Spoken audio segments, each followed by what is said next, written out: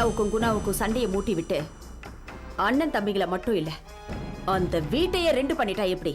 அடேங்க அப்பா, தாயும் மகளும் இங்க இருக்க வேண்டியவங்களே இல்ல. அப்புறம் பாகிஸ்தான் பார்டர்ல இருக்க வேண்டியவங்க. உங்க 2 பேருடைய கிரிமினல் ஐடியாவில் இந்தியாவும் பாகிஸ்தானும் ஒன்று சேர்ந்தா கூட நீங்க பிரிச்சிடுவீங்க அம்மா. எங்களை மாதிரி பொம்பளைங்க இந்த உலகத்திலே இல்லைன்னு சொல்ல வரேன், அப்படித்தானே?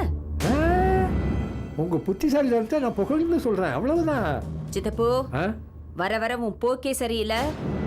அதுக்கப்புறம் உனக்கு பதிலா வேற யாராவது வர வேண்டியிருக்கு. ஐயோ, அடிவத்திலேயே கையை வச்சிடாத கண்ணு. நான் ஏதோ பின்ன என்ன, வர வர ரொம்ப ஓவரா அந்த ரெட்டி குடும்பத்துக்கே சப்போர்ட் பண்ணி பேசுற. ராஜகண்ணு, உனக்கு எதிரி யாரோ அவங்க எனக்கும் எதிரி. ஆமா, அந்த பயம் இருக்கட்டும். இருக்கட்டும் இருக்கட்டும். உன்னை முடிக்க போற ஆயுதமே நான் தானே. என் உயிர் போறதுக்குள்ள உன் உயிரே எடுத்துக்கணும் ராஜகுமாரி. அதுக்காகத்தான் இந்த உடம்புல என் உயிரையே வச்சுட்டு இருக்கேன்.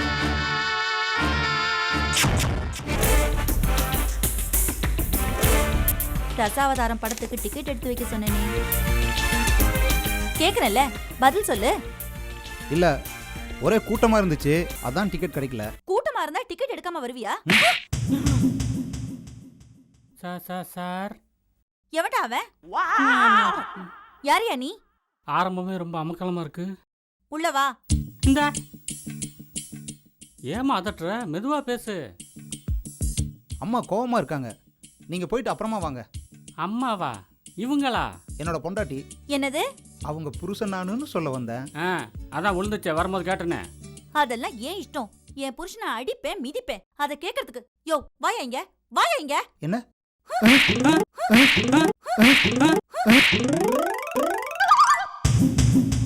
பாத்தியா நான் எப்படி அடிச்சேன்னு? அத பத்தி அந்த ஆளே ஒரு வார்த்தை கேட்க மாட்டாரு. நீ யாரியா என்ன கேட்கறதுக்கு? ஆமா, நீ எதுக்காக வந்த இங்க? இல்லம்மா, அந்த ரெட்டியார் பையன் சத்யசீலனுக்கு இங்க பொண்ணு பார்த்துருந்தோம்ல. அவ என் தங்கச்சி தான். இதோ இருக்காளே. நீங்க? மாப்பிள்ளை வீட்டுல இருந்து வரேன். ஐயோ, நீங்க முதலே சொல்லக்கூடாதா? உட்காருங்க உட்காருங்க.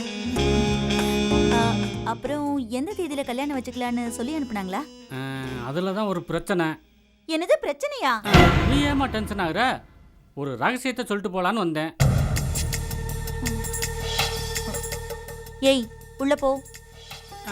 இருக்கட்டுமா, பொண்ணை வச்சுதான் பேசணும். அப்பா அம்மா இல்லைங்களா? அவங்களாம் யாரும் இல்ல, வெளியில போயிருக்காங்க. நீங்க சொல்லுங்க. நீங்க உள்ள போன்னு சொல்றேன்ல. நான் தான் பொண்ணுக்கு அக்கா. அன்னைக்கு பொண்ணு பார்க்க வந்தப்ப உங்களை காணோம். அன்னைக்கு வெக்கேஷனுக்காக நாங்க கொடைக்கானல் போயிருந்தோம். அப்படியா? சரி சரி. என்ன விஷயம் சொல்லுங்க. இல்லை, ஒரு விஷயத்த சொல்லணும். ஆனால் நீங்கள் மிரட்டுறதை பார்த்தா எனக்கு பயமாக இருக்கு. என் பொண்டாட்டி பேசும்போது கோபக்காரி மாதிரி தான் தெரியவா, ஆனால் ரொம்ப நல்லவங்க. சரி சரி சொல்லுங்க. நீங்கள் சத்யசீலனுக்கு பொண்ணு கொடுக்காம வேற யாருக்கு வேணாலும் கொடுத்துருங்க. ஏன்? எதுக்கு? அது ரொம்ப ரகசியமான மேட்ருங்க. என்ன ரகசியம்? யோ, அந்த பாசி பருப்பை நெய்யில போட்டு எடுத்துட்டு வா போ. இப்ப சொல்லுங்க. சத்யசீல இருக்கானே எங்கள் அக்கா பையன், அவனுக்கு ஏற்கனவே கல்யாணம் ஆயிடுச்சுங்க. அப்படியா? அவனுக்கு 5 வயசில் ஒரு பையன் கூட இருக்கான். அதாவது உங்கள் தங்கச்சியோட வாழ்க்கை கெட்டு போகக்கூடாது இல்லைங்களா, அதனால சொல்லிட்டு போகலான்னு வந்தேன். நீங்களும் வெளியே சொல்லிடாதீங்க. சரி, இந்த விஷயம் சத்யசீலன் அப்பா அம்மாக்கு தெரியுமா? அவங்களுக்கு தெரியக்கூடாதுன்றக்காக தான் உங்ககிட்ட சொல்லிட்டு போகலான்னு வந்தேன். சரி, இந்த விஷயத்த நான் யார்கிட்டயுமே சொல்ல மாட்டேன். ஆனா அதுக்காக நமக்குள்ள ஒரு சின்ன டீல். அதுக்கு நீ ஒத்துக்கணுமே. என்ன டீலு? நான் எப்பப்பெல்லாம் பணம் கேட்கறேனோ அப்பப்பெல்லாம் நீ பணம் கொடுக்கணும். பணமா? நீ கொடுக்கலன்னா சத்யசீலனுக்கு கல்யாணம் நடந்த விஷயத்த நான் ரெட்டியார் கிட்ட போய் சொல்லிடுவேன். ஐயோ, நானா தான் வழிய வந்து மாட்டிக்கிட்டேனா? முதல்ல இந்த செயினை கழட்டு. பெரிய ஒம்பா போச்சே. நீ கொடுக்கலன்னா நான் நேர ரெட்டியார் கிட்ட வந்துடுவேன். அம்மா வேணாம்மா, இந்தா நானே கொடுத்துட்றேன். அம்மா, இந்த விஷயத்த வெளியே சொல்லிடாதம்மா. யார்கிட்டயும் சொல்ல மாட்டேன், போ.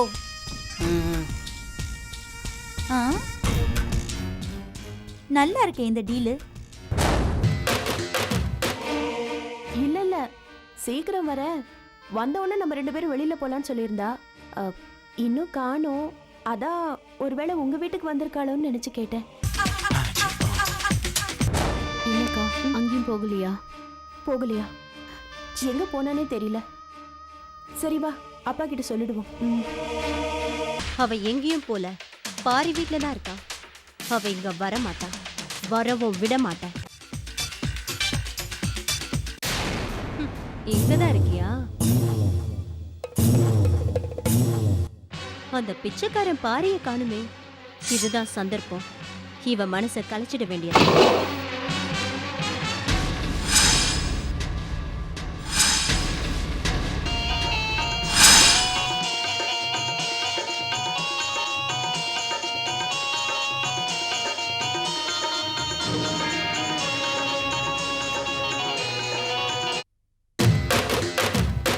சந்தியா, உன்னோட நிலைமை எனக்கு புரியுது. ஆனா உங்க ஆதாரத்தோட பேசுறாங்களே, இல்லனா நானே உனக்கு சப்போர்ட் பண்ணிருக்க முடியும். உன்னை பெத்தவங்களும் உன் கூட பிறந்தவங்களும் உன் மேல நம்பிக்கை இல்லாம பேசும்போது நான் மட்டும் எப்படி சந்தியா உனக்கு சப்போர்ட் பண்ணி பேச முடியும்? அப்படி நான் சப்போர்ட் பண்ணி பேசினா 2 பேரும் சேர்ந்துதான் இப்படி ஒரு தப்பு பண்ணிட்டாங்களான்னு கேள்வி வரும். உனக்கே தெரியும், நான் இந்த வீட்டை விட்டு போயிட்டா எனக்குன்னு யாருமே இல்லை. யாருமே இல்லாத ஒரு அனாதை நான். நீ ஒரு ஆம்பளையா பிறந்திருந்தாலும் அந்த வீட்டை விட்டு வந்தது நியாயம்னு சொல்லலாம். ஆனா நீ பொண்ணா பிறந்துட்டியே, உன்னால ஒண்ணுமே செய்ய முடியாது. இந்த அவமானத்தை எல்லாம் தாங்கிக்கிட்டு நீ வந்துதானே ஆகணும். அப்படி ஒண்ணு கட்டாயம் இல்ல. நீ உன்னால என்ன பண்ண முடியும்? இந்த வீட்லயாவா இருக்க முடியும்? முடியும் அண்ணி. இப்ப நான் அந்த முடிவுல தான் இருக்கேன். சந்தியா, என்ன சொல்ற? இனிமே என்னால அந்த வீட்டுக்கு வர முடியாது. யாரோ எனக்கு எதிராவே அந்த வீட்ல சதி பண்ணிட்டு இருக்காங்க. உனக்கு யார் மேலயாவது சந்தேகம் இருக்காமா? நான் யாரு மேல நீ சந்தேகப்படுறது? உன் வேதனை எனக்கு புரியுது சந்தியா. தன்மானம் உள்ள எந்த பொண்ணும் இந்த மாதிரி தான் யோசிப்பா. இப்படி எல்லாம் பேசுறதை கேட்டு அந்த வீட்ல இருக்க மாட்டா. நீ அந்த வீட்டை விட்டு வந்துட்ட, இன்னும் ரொம்ப கஷ்டப்படுவேன் இல்லையா? எனக்கும் அதான் கஷ்டமா இருக்கு. எனக்கு எந்த கஷ்டமும் இல்ல அண்ணி. இந்த மகாராணி மாதிரி வச்சு காப்பாத்துறதுக்கு என் பாரி இருக்காரு. அவன் ஒரு பிச்சைக்காரன்ற உண்மை உனக்கு தெரிஞ்சா இந்த ஜென்மத்துல நான் அந்த வீட்ல காலடி எடுத்து வைக்க மாட்டேன். Very good. எதுக்காக தாண்டி நான் பிளான் பண்ணேன்.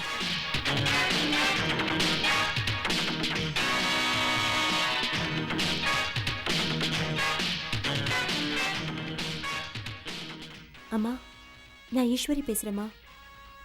நம்ம கள்ள நோட்டு பிளான் பக்காவா சக்சஸ்ஃபுல் ஆயிடுச்சுமா. அவளோட மனசை நான் மாத்திட்டேன். இனிமே அவ பாரி வீட்ல இருந்து வரவே மாட்டேன்னு சொல்லிட்டா.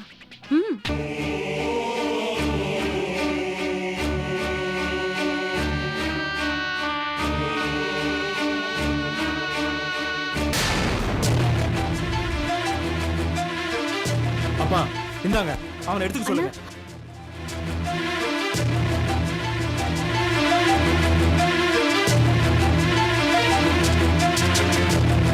இதெல்லாம் யாரா உன்னை கேட்டது?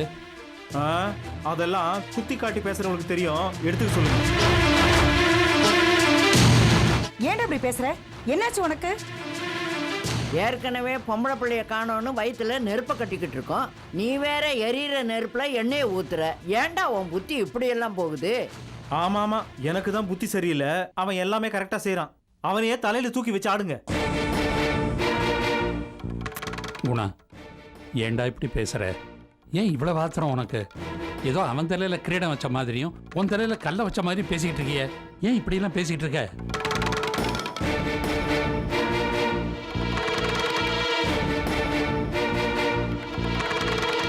எந்த தாய் தகப்பனாவது பிள்ளைங்களை வித்தியாசமா பார்ப்பாங்களாடா? சாப்பிட்ற சாப்பாடு, போட்டுக்கிற துணிமணி, படிப்பு, போக்குவரத்து எல்லாத்துலையும் நீ ஆசைப்பட்ட மாதிரி தானே செஞ்சிருக்கோம். என்னைக்காவது ஒரு நாள் ஏதாவது இதுல பாரபட்சம் காமிச்சிருக்கோம்னு உன்னால சொல்ல முடியுமாடா?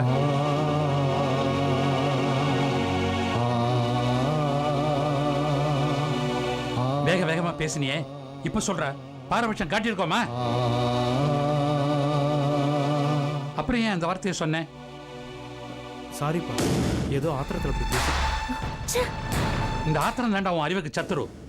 பேசினதெல்லாம் பேசிட்டு சாரின்னு சொல்லிட்டீங்கன்னா கொட்டின வார்த்தையெல்லாம் அள்ளிட முடியுமா? அண்ணன் தம்பி ஒத்துமைக்கு ரெட்டியார் விட்டு பிள்ளைங்க தான் உதாரணமா இருக்காங்கன்னு ஊர்க்காரங்கெல்லாம் பேசும்போது எவ்வளவு சந்தோஷப்பட்டேன்டா நான். ஐயோ, யாரு கண்டுபட்டுச்சோ தெரியலையேப்பா. இன்னைக்கு நீங்க 2 பேரும் இப்படி அடிச்சுக்கிறீங்களேப்பா. டேய், சொத்து விட்டு போச்சுன்னா சம்பாதிச்சிடலாம்ப்பா. சொந்தம் விட்டு போச்சுன்னா சம்பாதிக்க முடியாது. அது முதல்ல புரிஞ்சுக்க. அவன் உனக்கு மூத்தவன் தானடா. என்னைக்காவது ஒரு நாள் உன் பேர்ல கோவப்பட்டோ ஆத்திரப்பட்டோ உன்னை தரக்குறவா பேசி நீ கேட்டிருக்கியாடா? இல்லப்பா. ஒன்னு மட்டும் இல்லடா, யாரையுமே அவன் தரக்குறவாவோ தப்பாவோ இதுவரை பேசினதே கிடையாது. அப்படி இருக்கும்போது நீ ஏன் இதையோ கற்பனை பண்ணிக்கிட்டு எதுக்கு அனாவசியமா அவன் பேர்ல கோவப்படுற? அப்பா, இன்னைக்கு அவன் பேசலப்பா, அவனை யாரோ பேச வச்சிருக்காங்க. அவன் கொஞ்சம் யோசிச்சு பார்த்துருந்தானா என் மேல இப்படி கோவப்பட்டிருக்கவே மாட்டான். அடுத்தவங்க மூக்க நுழைக்காத வரைக்கும் எந்த குடும்பத்திலையும் குழப்பம் இல்லப்பா.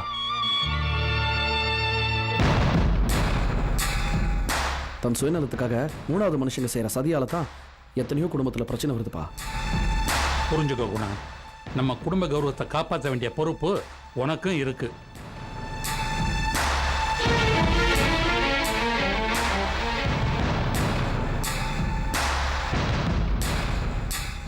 நான் கொம்பு சீவி விட்டா நீங்க மழுங்க வச்சு அனுப்புறீங்க, மறுபடியும் கொம்பு சீவுறேன்.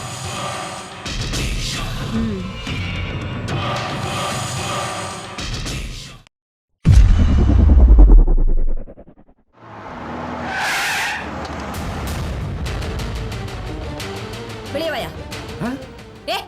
இறங்கி வாயா. என்ன ராஜகண்ணு, ஏன் இப்படி டென்ஷன் ஆகிற? போன்ல ஏதாவது பேட் நியூஸா? ஐயோ, ஏன் என்ன திடீர்னு இப்படி அடிக்கிற நீ? நம்ம முக்கியமான நோக்கம் என்னையா? அந்த ரெட்டி குடும்பத்தை சின்ன பின்னமாக்கி சிதறடிக்கணும். அந்த வேதனை தாங்காம அந்த ஆள் கண்ணீர் விட்டு கதறி அழணும், அதானே? ஆமா. அதுக்கு முதல் பலிகடா அந்த இந்து, அடுத்தது சந்தியா. 2 பேரையும் குறி வச்சு அடிச்சோம், விழுந்துட்டாங்க. கூடவே போனஸ கிடைச்ச சந்தோஷம் அந்த சத்யாவும் குணாவும் சண்டை போட்டுக்கிட்டு. அந்த 2 பசங்களும் ரெட்டிக்கு 2 கண்ணு மாதிரி. அந்த 2 கண்ணையுமே கலங்க வச்சிட்டோம்ல. ஆமா, அது சந்தோஷமான விஷயம் தானே. அதுக்காக ஏமா என்ன அடிச்ச? ஆனா அந்த சந்தோஷம் நமக்கு நீடிக்கலையா? என்னம்மா சொல்ற? அண்ணன் தம்பிக்குள்ள விரோதம் அதிகமாகி அந்த குடும்பம் பிரிஞ்சு அந்த குடும்பத்துக்குள்ள பிரளயமே ஏற்படும் எதிர்பார்த்தா எல்லாம் புஸ்வானமா போயிடுச்சு. அவங்க 2 பேரும் திருந்திட்டாங்களாம். நான் தான் தப்பு பண்ணிட்டேன், நீ தான் தப்பு பண்ணிட்டேன்னு 2 பேரும் மாறி மாறி மன்னிப்பு கேட்டு பாசமழை பொழியறாங்களாம். காரணம் இல்லாம நடிச்சிட்டியம்மா. நான் வேற யார போய் அடிப்பேன்? ஏன் உன்னை அடிக்க எனக்கு உரிமை இல்லையா? ஏன் இல்ல, அதான் பலாட்டு காட்டிட்டியே. ராஜகண்ணு, அவங்க பிரியறது ஒண்ணு சேர்றது நமக்கு முக்கியம் இல்ல, ரெட்டியாரா அள வைக்கணும், அதானே நமக்கு முக்கியம். உன்னை அடிச்ச மாதிரி அவனை அடிக்க முடியலையே. அப்படியே அடிச்சாலும் அவன் அசர மாட்டானேம்மா. அதுக்குதான் அவனை பாசத்தால அடிக்கணுங்கிறது. ராஜகண்ணு, சேர்ந்தவங்களை பிரிக்கிறது பெரிய விஷயமே இல்ல. கவலைப்படாம இரு, நானே உனக்கு ஒரு ஐடியா சொல்றேன், போதுமா? தைரியமா இருமா.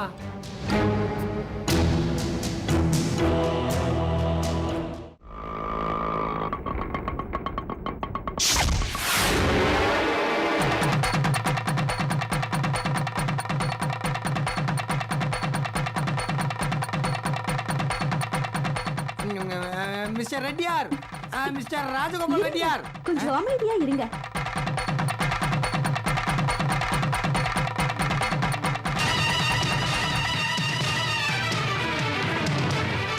நான் போய் பேசுறேன். சரிம்மா.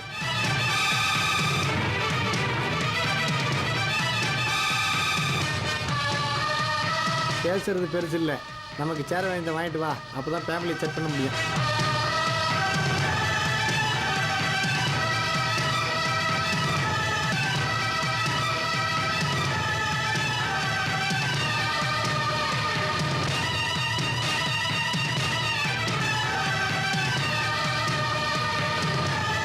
என்ன எல்லாருமா அப்படி பாக்குறீங்க? அவர்தான் என்னோட புருஷன். யார சொல்றா? ஓ, நம்மளதான். நான் அவரோட பொண்டாட்டி. இப்பதான் எங்க 2 பேருக்கும் கல்யாணம் ஆச்சு. அடி பாவி துரோகி, ஓடி போய் திருட்டுத்தனமா கல்யாணம் பண்ணிட்டு வந்து நிக்கிறேன். நிறுத்து கிருஷ்ணவேணி. சந்தியா, ஏன் இப்படிலாம் பேசுற? உன்னை பெத்து வளர்த்த அம்மா. சாரி, அதெல்லாம் நேத்து வரைக்கும் தான். என்ன பொறுத்த வரைக்கும் இந்த வீட்ல சொந்த பந்தம்னு சொல்லிக்க யாருமே கிடையாது.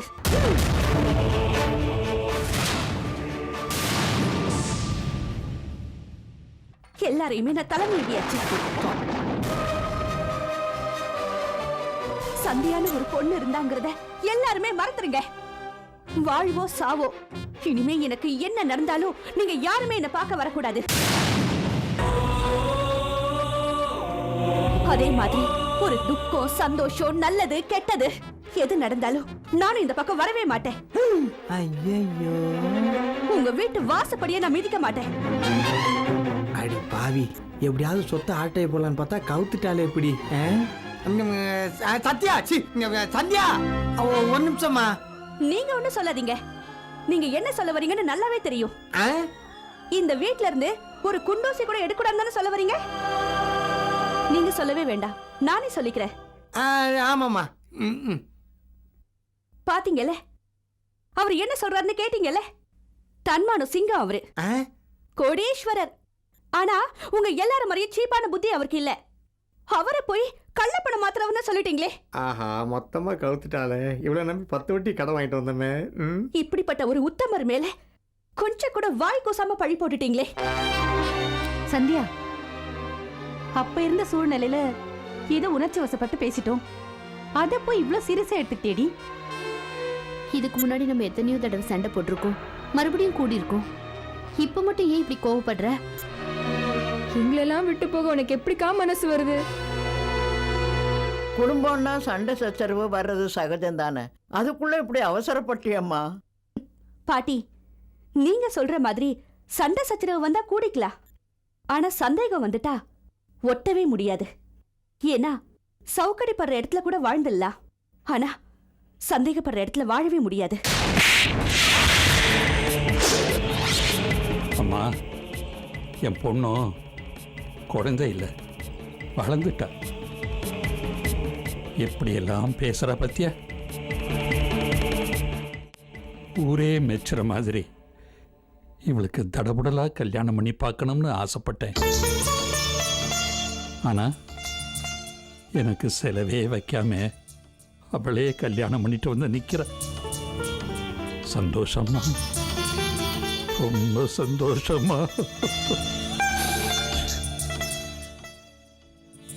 ஒவ்வொரு பொண்ணுக்கும் மகாராணி மாதிரி கல்யாணம் பண்ணி வச்சு அழகு பார்க்கணும்னு ஆசைப்பட்டேம்மா. ஒருத்தி என்னடான்னா கல்யாணம் முடிஞ்சதும் செவுத்துல அடிச்ச பந்து மாதிரி திரும்பி வந்து நிக்கிறா. இன்னொருத்தி ஊரு பேர் தெரியாது எவனோடையோ ஒட்டிக்கிட்டு வந்து நிக்கிறா. அம்மாடி, நீங்க 2 பேரும் என்ன செய்ய போறீங்கம்மா? உங்க முடிவு என்னன்னு இப்பவே சொல்லிருங்க. ஏன்னா ரெட்டியாரு பொண்ணுகளை வளர்க்க தெரியாம ஒழுக்கம் தெரியாம வளர்த்துப்பட்டான். அதான் திக்கு கொண்டா ஓடி போயிருச்சுன்னு ஊர்க்காரங்க காரி துப்பட்டோம்.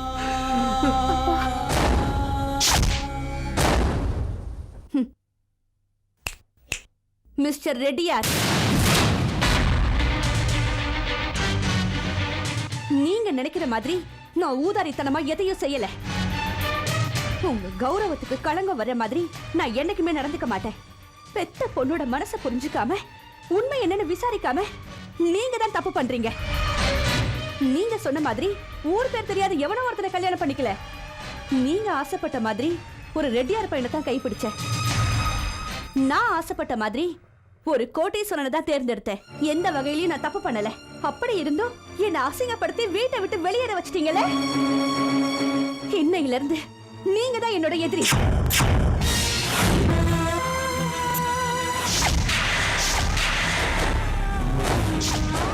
அப்பா அம்மா ஆசீர்வாதத்தோட, அண்ணன் தங்கச்சிங்க வாழ்த்துக்களோட சந்தோஷமா கல்யாணம் நடக்கணும்னு எவ்வளவு கனவு கண்டேன்.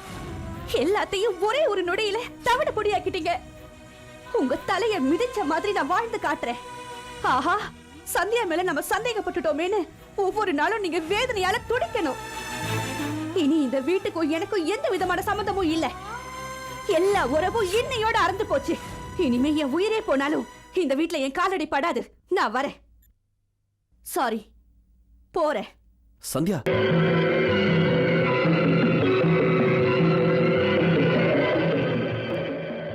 ஆத்திரத்திலையும் அவசரத்திலையும் எடுக்கிற எந்த முடிவும் சரியா இருக்காது சந்தியா. இல்லைண்ணா, நான் தெளிவா யோசிச்சுதான் இந்த முடிவு எடுத்திருக்கேன்.